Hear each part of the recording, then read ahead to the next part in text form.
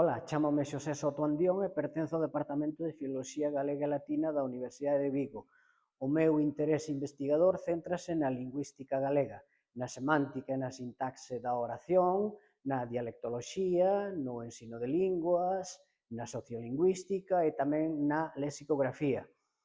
Fixen cousas incluso sobre o galego exterior, neste sentido fun convidado a unha universidade de Hamburgo para falar sobre este tema,